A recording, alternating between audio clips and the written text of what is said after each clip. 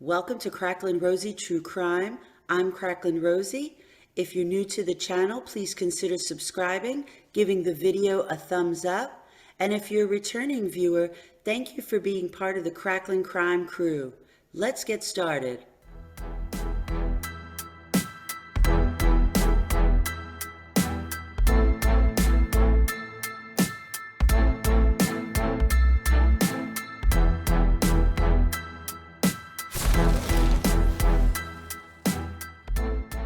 Hey everybody, welcome back to Cracklin' Rosie True Crime. I hope that you enjoy this premiere. The purpose of it is to really encourage dialogue amongst the Son of Sam community. Today we'll be looking at snippets of historical interviews with David Berkowitz and some historic letters. I know there have been a lot of cool letters being released recently and information, police reports. We're not going to be covering that today. We don't have permission to release all of those goodies yet, so we won't be covering that today, but do keep a lookout on Real Time True Crime for breaking news on that. Today, we're just going to look back at some of the interviews you may have seen before. I'm going to take short snips of it, and we'll just encourage a little bit of friendly debate or dialogue, questions, comments, anything at all in the live chat. So, hope you enjoy. Thanks for being with us. We'll begin taking a look at a letter written by David Berkowitz to Dr. Abramson while he was incarcerated at Attica Correctional Facility. If you haven't already seen my Letters from Attica video, go ahead and check it out for a few readings of those letters. I won't be reading the whole letter for you, but let me make it nice for you so that if you want a few moments to take a look at it, I will move myself over. There we go. And I'll give you a few moments just to take a quick look at it. What we'll dive into today specifically is a little bit past halfway down. David writes, "Perhaps the best book you could possibly read to understand my situation would be Occult Bondage and Deliverance by Kurt Koch. This book is published by Kriegel Publications, and the funniest part of that paragraph is the cost is $1.75. Then if you go down to the last paragraph, it says, "Lastly, I say again, pages 181 through 183 of the book explain fully the reason and motives behind the demon story." So that's what we're going to look at today. I'm going to read to you pages 181 through 183 of the Occult Bondage and Deliverance chapter.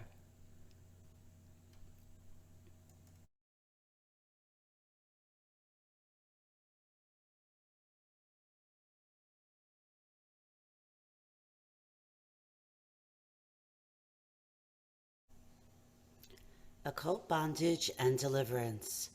Page 181 will begin at the bottom paragraph. If a very impressionable person, and particularly a woman, is in a situation where the devil or demons and possession are being talked about a great deal, or if an actual story of possession is circulating in the neighborhood, then the person can easily be overcome by the fear that he too may fall into the devil's hands, and he may even begin to imagine that he is himself possessed.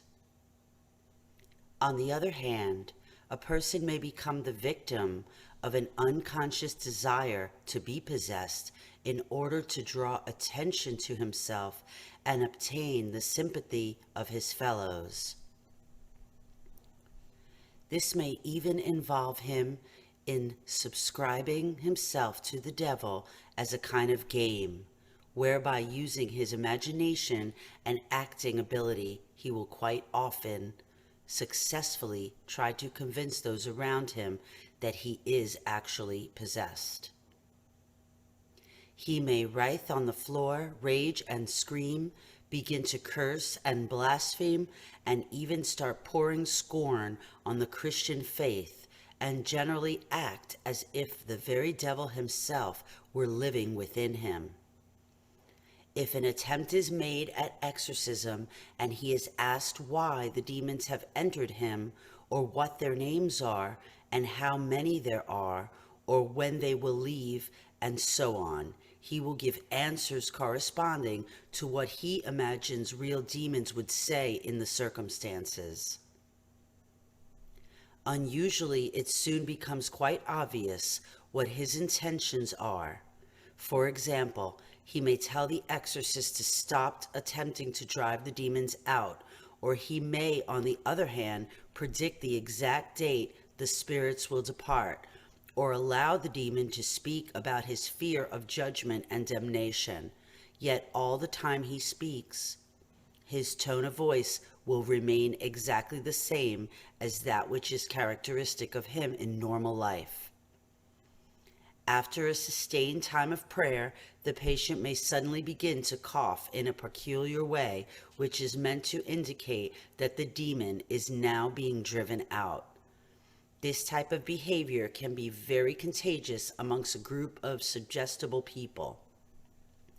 Not surprisingly, then, it is not unusual to find that one such sufferer can often spark off a whole epidemic of pseudo-possession. By acting in the way we have just described, however, the person who is only suffering from an imaginary form of possession reveals certain characteristics which distinguish his illness quite clearly from a real case of possession. For the first thing, the statements made by a hysterically possessed person are of a thoroughly human nature. It can be demonstrated that the words uttered by the demons in the possessed person are either the product of his own imagination or else the result of certain impressions made on his subconscious mind by the outside world. Similarly, if the patient in his detailed monologue or in his animated conversation with the counselor fails to speak in a foreign language in which he is not fluent, the likelihood of pseudo-possession is greatly increased. Finally, if the person appears to be quite a normal and happy individual when he is not actually in the presence of the counselor, this is also indicative of an imaginary case of possession. So those are pages 181 to 183 in Occult Bondage and Deliverance.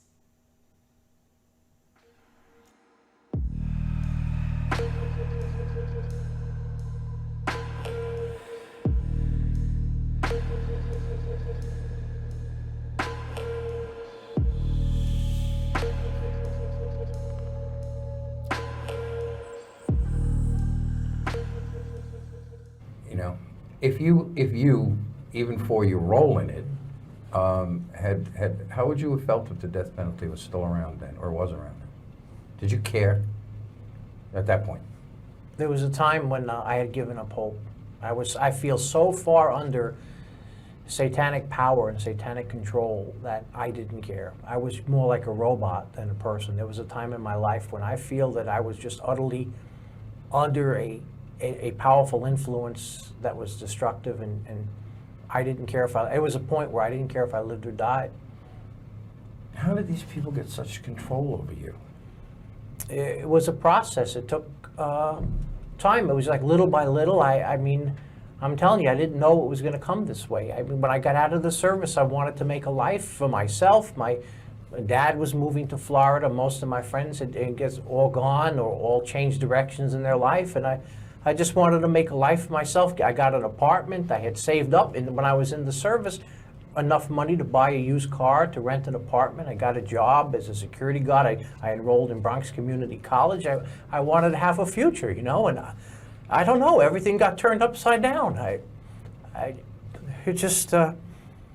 had good goals, and I just fell into under some kind of powerful influence. I mean, No.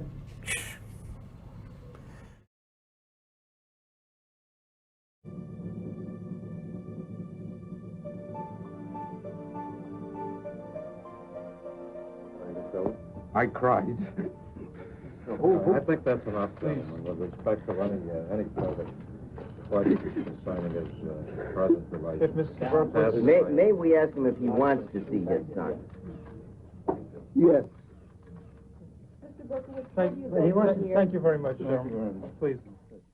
We're back with David Burke was touching some other bases. You were adopted, right? Yes. Yeah. Is your father still living? My adopted father? Yeah. Yes, he is. Does he contact you? Yes, we're in regular contact. He's a great dad. Was he a great dad when you were a kid? Yeah, absolutely. I had great parents. What went wrong there, do you think? Well, no, with my parents, nothing at all. They were the best. My mom, she had passed away in 1967, my mother Pearl, and my dad, who's, thank God, is still alive today. They were the best parents a kid can have. I was an only child, and they were a little on the poor side. My dad had to work 6 days a week, and they did a great job, trying to. So you're not reach me. into The blaming problem, parents? no, the problem was with me. I was just I had a lot of emotional problems, which I know that broke their heart. I saw my parents, break down and cry many times because they saw I had going through so many struggles, the depressions, and not talking to them. They You ever find out who your real parents were? Yes, I did. Yes, I did meet my natural mother, and I did find out that my natural father had passed away in early 70s. Did your natural mother have any problems that might give you a clue to any of the gene problem that might have occurred here? No, nothing like that at all. I did have the chance to meet her. She was also Jewish, just like my natural father. And she turned out to be a very nice person. I met her when I was, I think, around 22 years old. The problem, David, was with you, Me, as in Shakespeare. yeah. The problem is with ourselves, right? yeah. Okay. Did you get, by the way, did they have to medicate you when you first came? When I was first arrested, and I was in Kings County, the prison ward there, In the hospital? they had given me medication. After I came upstate to prison, and I was in Attica for a brief period of time, I was receiving medication. And then of course, I had some suicidal episodes, and I wound up going to a Marcy psychiatric center there for a little while. Are you in good health now? Yeah, absolutely good health, thank God. Have you had any homosexual problems here, which is common in prison, is it not? No, I haven't, no. Is that surprising to you? Isn't that fairly common? No, not, that's just. that overdone? That's overdone stuff from the media, yeah. I mean, Really? it happens here, but it happens everywhere, I'm sure, Not to a greater degree here with No. these men confined for great periods of time? No. All right, you counsel them. Do you get psychiatric counseling? No, I don't, no. The Department all? of Corrections, no, the Department of Corrections has given me a clean bill of health. As I said, in the general population, I have no problem, no mental or emotional problems. Whatever I had in the past, God has completely and totally healed me. So of what that. do you do for the people you counsel? I give them a lot of encouragement. They let you have private meetings with them all day, and how's it work? Give me your day. Well, I get up in the morning pretty early.